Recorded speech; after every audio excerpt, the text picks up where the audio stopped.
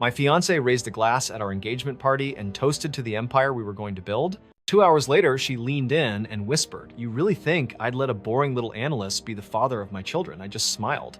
I didn't say a word, but I knew our empire had just gone bankrupt. And that night, I opened a single file on my laptop that proved she was the one who'd been cooking the books for months.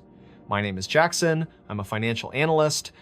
My world is made of numbers, patterns, and predictable outcomes. I find comfort in logic. Scarlett, my fiancée, was the opposite. She was an event manager. Her world was made of moments, aesthetics, and social currency. She found comfort in glamour. I thought we were the perfect balance. Fire and ice, the artist, and the accountant. I loved her energy, the way she could light up a room. And she seemed to love my stability, the foundation I provided that allowed her to fly. I thought we were building something real. I was wrong. I was just the foundation for a house someone else was living in. About 8 months ago, we got engaged. We started planning the future. Or rather, I did. I took on a massive freelance project on top of my 9 to 5.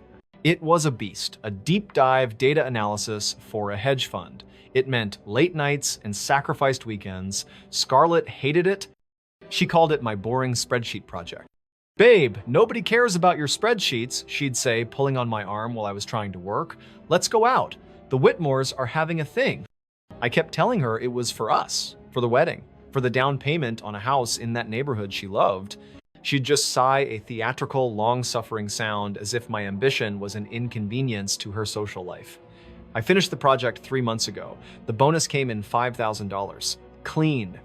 When I showed her the number on my banking app, her eyes lit up.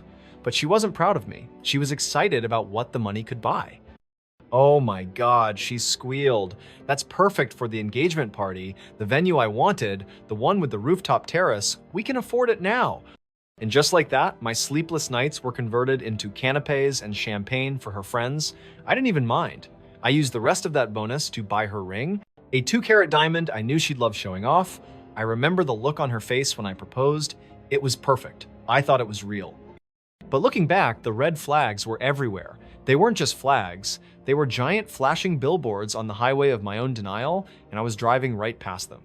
First, there was her family. In 2 years, I never met them. Not once. The excuse was always the same. They're traditional Jackson, she'd say, fixing my tie. They're a little intense. I just want to wait until the time is absolutely perfect. 2 years, an engagement, and a shared apartment didn't feel perfect enough, I guess. I didn't push. I trusted her. Then there were the work trips. Sudden weekend conferences that always seemed to pop up last minute. She'd pack her best dresses, not business suits. When I'd offer to come with her, make a mini vacation out of it, she'd wave it off. "It's all work, babe. You'd be so bored." Her phone would be off for hours at a time. Bad reception at the resort, she'd say. And the late nights. The endless team meetings that stretched past midnight. She'd come home smelling of expensive wine and a faint trace of a cologne that wasn't mine. I once asked her about it. She laughed in my face. "Oh my God, are you jealous of my boss? He's 50 and married. Don't be that guy, Jackson." So I wasn't. I told myself I was being supportive. I was being a modern man, not an insecure child. I wasn't being modern. I was being a fool. I was funding a lifestyle, not building a life.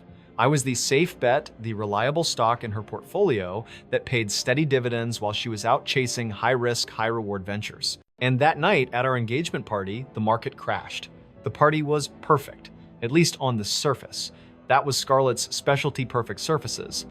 The rooftop terrace was strung with fairy lights. A string quartet was playing something modern and ironic in the corner, and her friends, all beautiful, all dressed in expensive fabrics, were laughing a little too loudly. I stood beside her, playing my part, the stable, successful fiancé, the quiet man behind the brilliant woman. I'd paid for all of it, $5,000 of my boring spreadsheet money, and I didn't even care. Seeing her happy, I told myself, was the return on my investment. Her parents, David and Patricia, were holding court near the bar. They seemed to like me, or at least the idea of me, a steady financial analyst for their whirlwind daughter. Good breeding stock. I made small talk with them, answered questions about the market, about our future plans. Everything was going according to the script. Then my uncle, a sweet, harmless man who just wanted to see his nephew happy, walked over. He clapped me on the back, a big, genuine smile on his face. "Jackson Scarlett, everything looks wonderful," he beamed. "So, I have to ask the big question, when can we expect to hear the pitter-patter of little feet? Any plans for a little analyst running around? It was an innocent boomer question. Cringy, maybe, but harmless. I was about to give my standard practiced answer. We're just focused on the wedding for now, Uncle Mark, but Scarlett beat me to it. She laughed. It wasn't her usual sparkling social laugh. This one was different. It was sharp, brittle. It cut through the murmur of the party. She looked at my uncle, then her eyes flicked to me, a dismissive, almost pitying glance, and then she leaned in close enough for me to feel the warmth of her champagne breath on my cheek and whispered so only I could hear. You really think I'd let a boring little analyst be the father of my children? The world didn't stop. The string quartet didn't miss a note. But in my head, a bomb went off. It was a silent, devastating explosion that vaporized 2 years of my life. The smile on my face felt like it was made of glass about to shatter. I could feel the heat rising in my neck, the blood pounding in my ears. She just stood there, a smug little smirk on her face, before turning back to my uncle with a dazzling smile. "Oh, we're not in any rush. We want to travel first." She chirped as if she hadn't just slit my future open from gut to throat. I looked at her, really looked at her, maybe for the first time. The beautiful woman I loved wasn't there. In her place was a stranger, a cold, calculating opportunist wearing my fiancé's face. And in that moment, all the anger, all the hurt just evaporated. It was replaced by a profound, chilling clarity. I wasn't in a relationship, I was a line item in her business plan. An asset to be leveraged, and apparently one that was underperforming. I didn't yell, I didn't cause a scene, I didn't defend my honor. I just smiled back at her, a real smile this time. The kind of smile a man gives when he finally understands the rules of a game he didn't even know he was playing. "Don't worry," I said quietly, my voice perfectly level. "You won't have to." Then I turned, walked away from her, away from my uncle, away from the party I had paid for, and I didn't look back. And in that moment, walking away, I understood something fundamental. We are taught that strength is confrontation, that winning means fighting until the other person submits. But there is a greater power, a more profound strength, the power to simply not play. My quiet exit wasn't an act of surrender, it was a declaration of sovereignty. It was the strategic decision of a player who realized the board was rigged and the prize wasn't worth his soul. By refusing to engage in the drama she craved, I disarmed her. An insult only has power if you accept its premise, if you fight back on its terms. My calm acceptance, my quiet departure, rendered her attack meaningless. It took the weapon from her hand and left her standing alone in the spotlight she had created, looking not powerful, but cruel and foolish. This is the paradox of so many of life's battles. The only winning move is not to play. You simply walk away from the table, taking your king, your self-respect, with you. You leave your opponent alone with the empty, meaningless board they built to be checkmated by their own pathetic game. I got into my car, my hands weren't even shaking. There was no adrenaline, just a strange, hollow peace. I expected my phone to blow up, angry texts, confused calls, voicemails filled with crocodile tears, nothing. The silence was more damning than any argument could ever be. It confirmed everything. I wasn't a partner she had hurt. I was a problem she was annoyed with. I drove home to the apartment. We shared the apartment on whose lease only my name appeared. I sat on the couch in the dark, the city lights twinkling outside. It was almost 2 in the morning when my phone finally buzzed. I looked down, expecting to see her name. It wasn't Scarlett. It was from Nora, her best friend, the maid of honor, the one person I thought was genuinely good. The message was short, but it landed like a punch to the gut. "I can't be quiet anymore. What you saw tonight is just the tip of the iceberg. Check the archived albums on your shared iCloud. The password is Sunshine22, Sunshine22, a password that felt like a sick joke. I drove home on autopilot, my mind a storm of betrayal and cold, hard logic. The peace I'd felt walking out of that party was gone, replaced by the grim focus of a man who'd just been handed a map to his own execution. The apartment was quiet, filled with ghosts. Every photo of us on the wall, every stupid little inside joke knickknack on the shelf felt like a lie. Her favorite throw blanket was still draped over the couch where she'd sat just last night telling me she loved me. I didn't rage. I didn't smash things. As an analyst, my job is to take chaotic data and find the pattern, the truth hidden in the noise. This was just a different kind of data set. I opened my laptop, my fingers moving with a steadiness that surprised me. I navigated to the iCloud login page. My hands hovered over the keyboard for a second. This was it, the point of no return. Once I crossed this line, whatever fantasy I had left of our life together would be incinerated.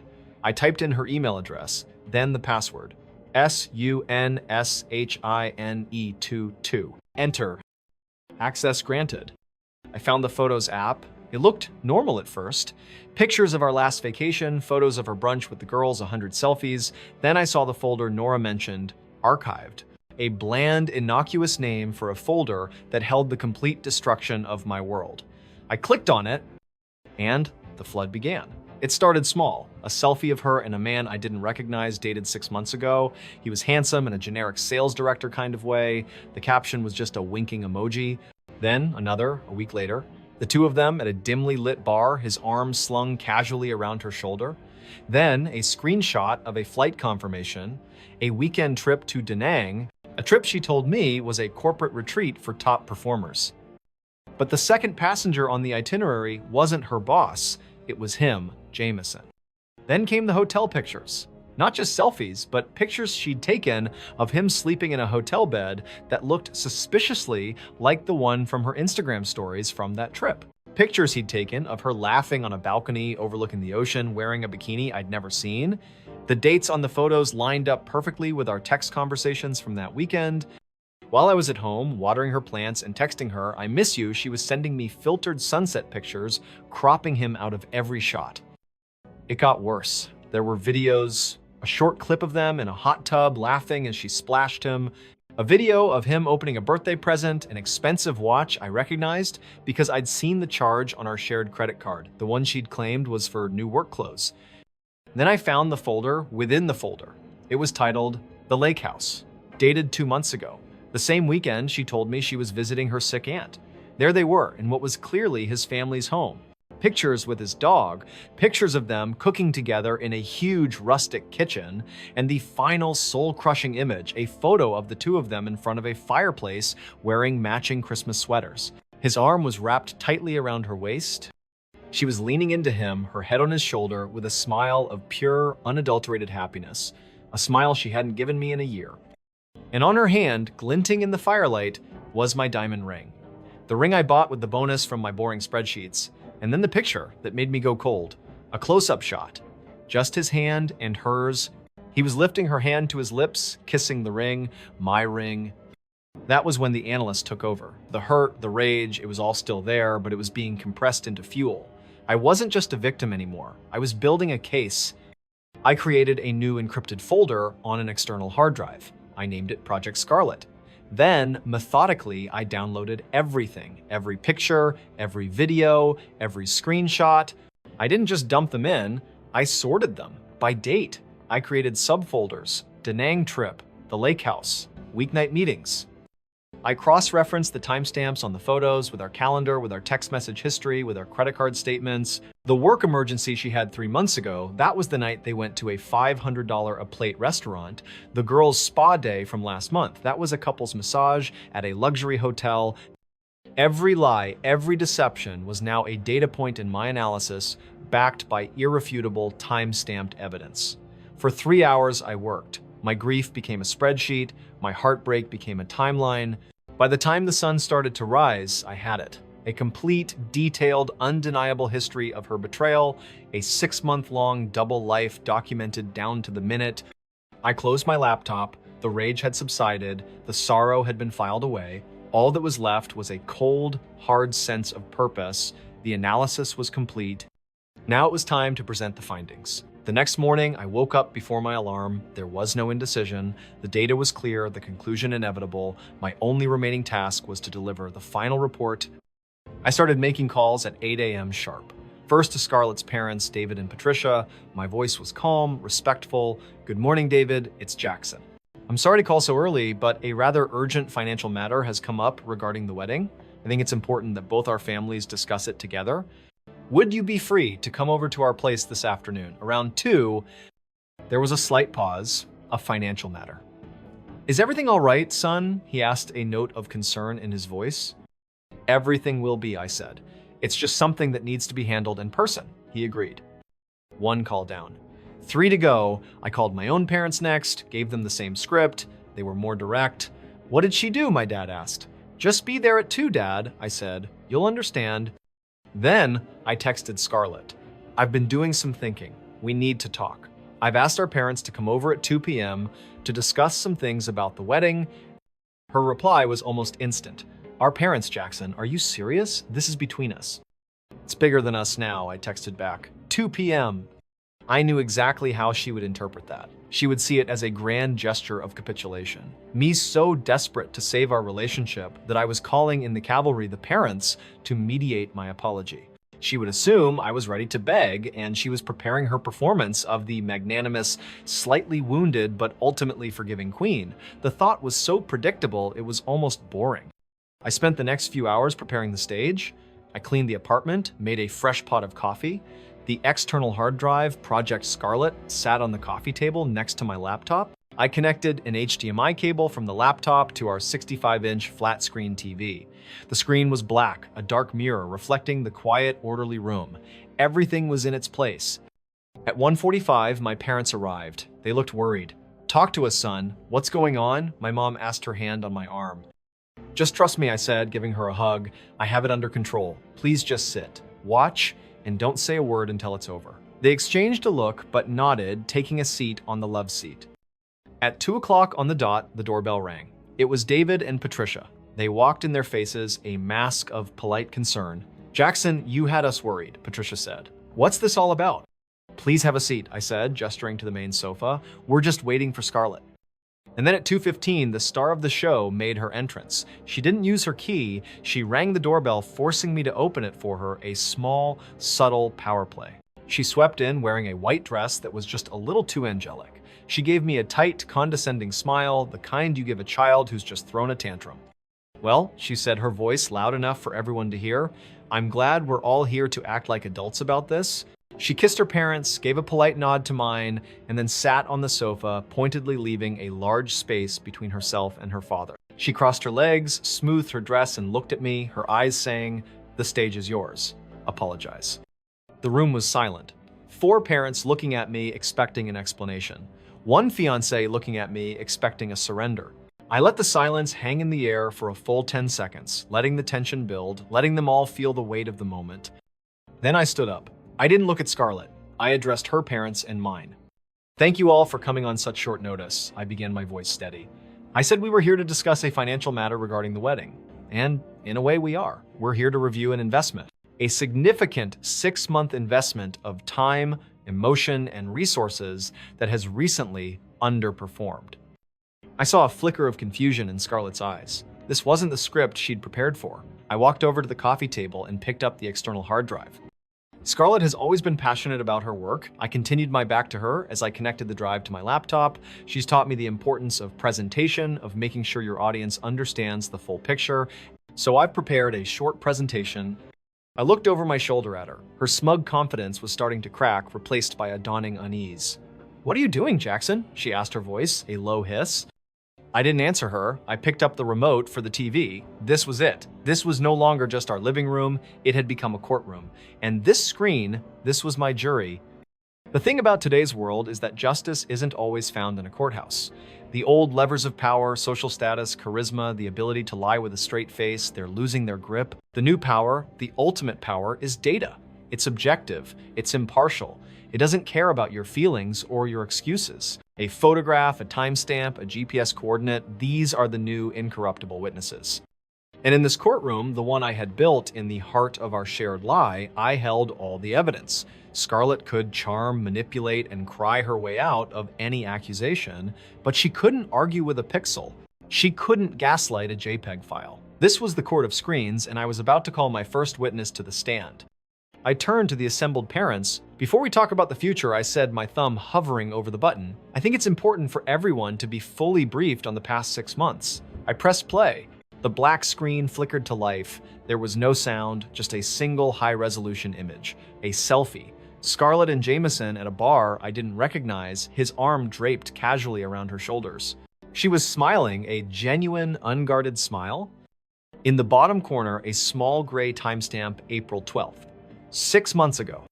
A nervous cough broke the silence. It was my mother. David, Scarlett's father, just leaned forward, slightly squinting at the screen. Scarlett didn't move. She just stared, her face a mask of disbelief. Then the next image appeared. The two of them laughing over dinner at a restaurant I couldn't afford. The timestamp was from a Tuesday night. She'd told me she was stuck at the office with a deadline. Then a screenshot of a flight confirmation to Da Nang, her corporate retreat. His name was right there next to hers in business class. Patricia, her mother, made a small wounded sound like a gasp. She put her hand to her mouth. David's face had lost all its color. He was no longer looking at the screen, he was looking at his daughter. The slideshow continued a relentless chronological dissection of her lies. The hotel balcony, the bikini I'd never seen, the video of them in the hot tub, her head thrown back in laughter. With each click of my laptop's trackpad, a new piece of her carefully constructed world turned to ash. I kept my face neutral, my movements deliberate. I was just the technician here presenting the data. I could feel Scarlett's eyes on me burning with a desperate, silent plea. Stop. Please stop. But I didn't stop. I had spent 2 years investing in a lie. The least she could do was attend the presentation of the final audit. Then the final folder appeared on screen, a single damning word, the lake house. The first photo was the one of them in front of the fireplace in those matching Christmas sweaters. His family's dog was at their feet. My parents both let out a quiet sigh. This wasn't just a fling, this was an audition for a new life. Patricia was openly crying, now her husband's arm around her, though he never took his eyes off Scarlett. His expression was granite. And then the last slide. The coup de grace, a close-up artistic shot, just their hands intertwined. And Jameson, his face turned away from the camera, raising her hand to his lips, kissing the diamond ring. My ring. The one I bought with the bonus from my boring spreadsheets. The slideshow ended. The screen went black, but the image was burned into the back of everyone's eyelids. The silence in the room was a physical thing, heavy and suffocating. Scarlett was trembling, a single tear tracing a path through her perfect makeup. That ring, I said, my voice cutting through the stillness. It was the first time I had spoken, and the party last night. Both were paid for by the bonus from that boring project I worked on. The one that was such an inconvenience to your social life. Scarlett sat there, frozen, a statue of her own self-destruction. I walked over to her. I didn't yell. I didn't accuse. I just gently took her left hand. Her fingers were ice cold. I slid the ring off her finger. It came off easily, as if it had never truly belonged there. I closed her fingers over the empty space where it had been. I'll be taking back my investment. I said, my voice barely a whisper. The wedding is off. That's when David finally moved. He stood up, a big man made small by disappointment. He looked at his daughter, and there was no love in his eyes, only a profound, bottomless shame. You have shamed this entire family, he said, his voice thick with a quiet rage that was far more terrifying than any shout. He didn't wait for a response. He took his wife by the arm. Patricia, we're leaving. She looked at Scarlett, her face a mess of tears and confusion, wanting to say something to fix it, but her husband was already pulling her toward the door. They walked out. They didn't look back. My parents stood up. My mom came over and just hugged me, a long, tight hug that said everything. My dad put a hand on my shoulder and squeezed. We'll be in the car, he said. And just like that, Scarlett was alone, sitting on the couch in the middle of the wreckage of her life, surrounded by 4 empty coffee cups and the ghost of a future she had set on fire.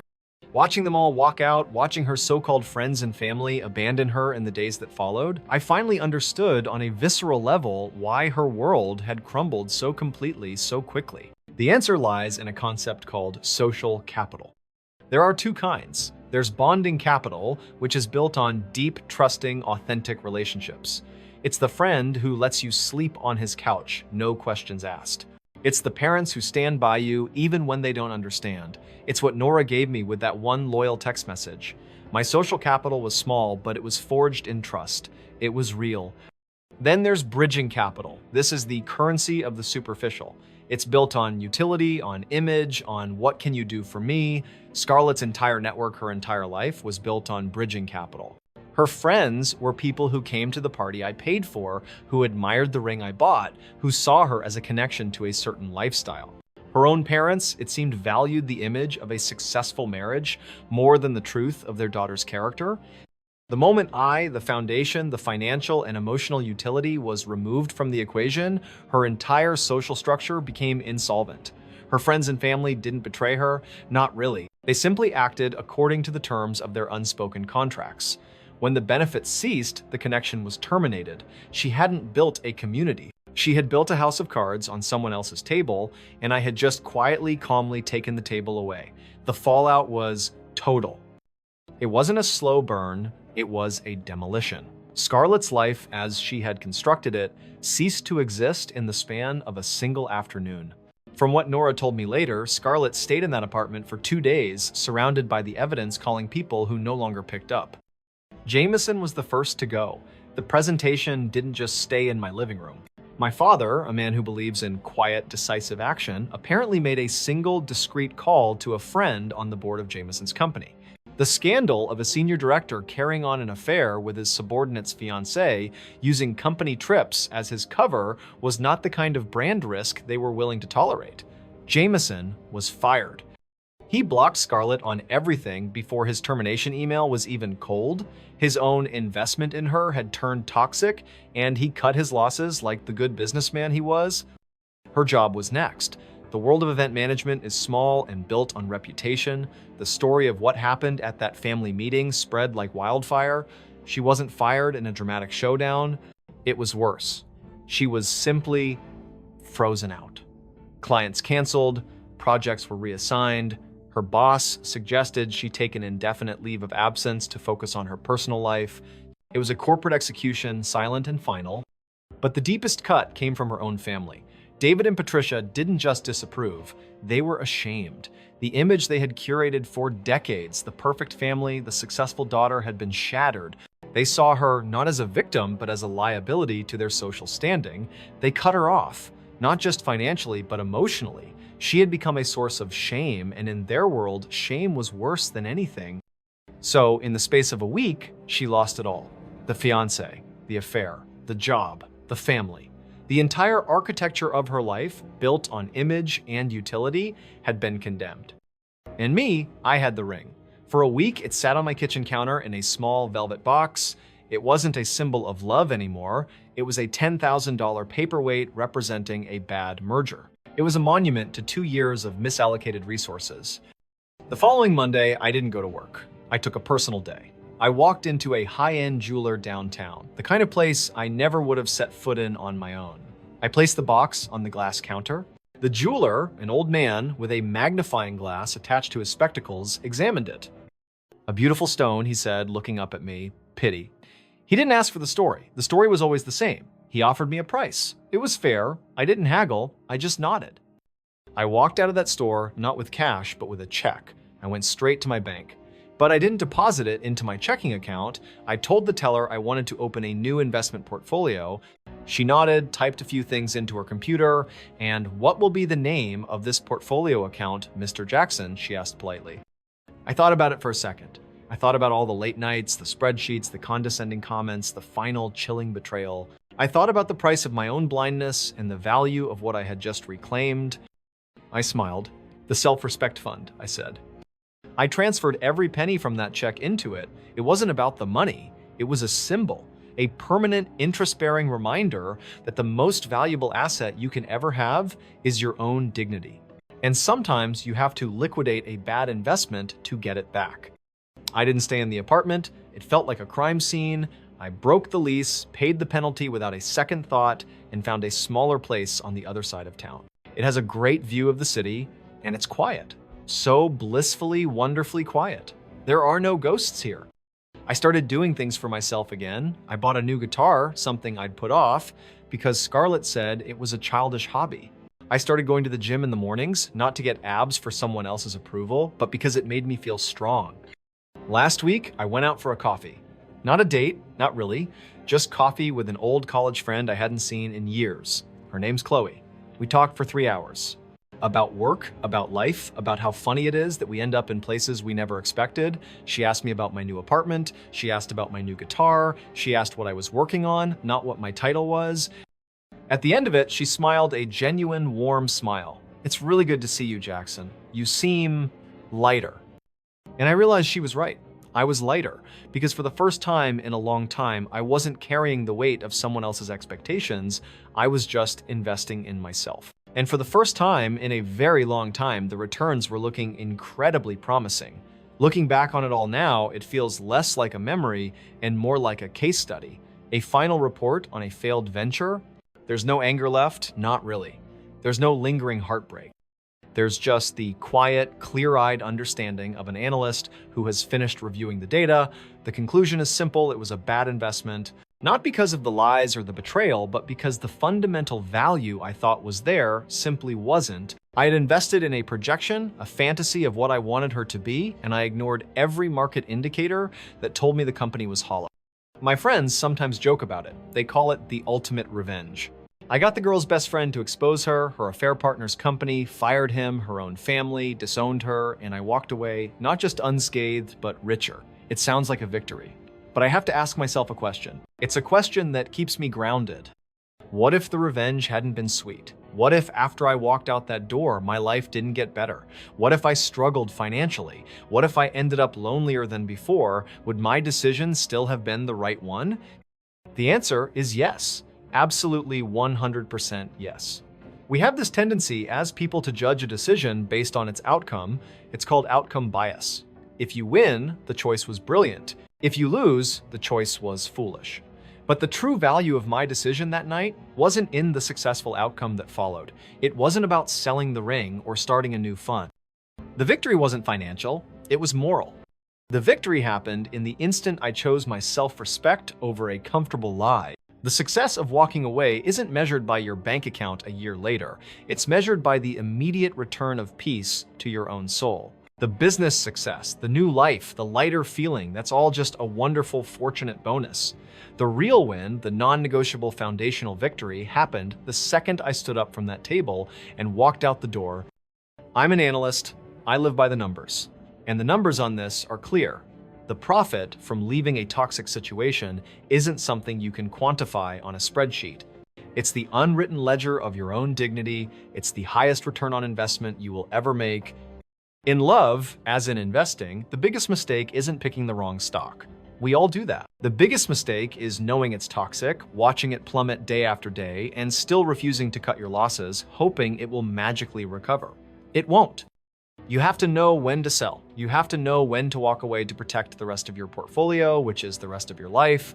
And then you take what you've learned and you find something worthy of reinvesting in.